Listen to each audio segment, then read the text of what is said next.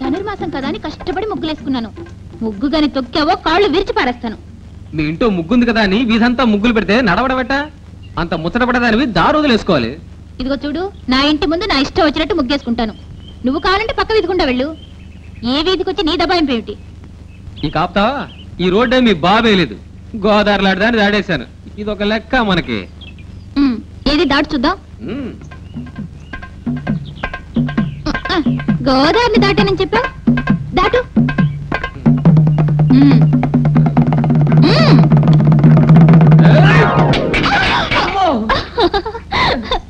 ఏదో డాబులు కొట్టావు, అయిపోయిందా?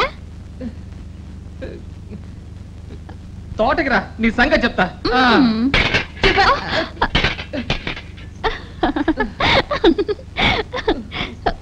గోదావరిని దాటట, గోదావరిని. నవ్వుకో, నీ పళ్ళే బయటపడతాయి.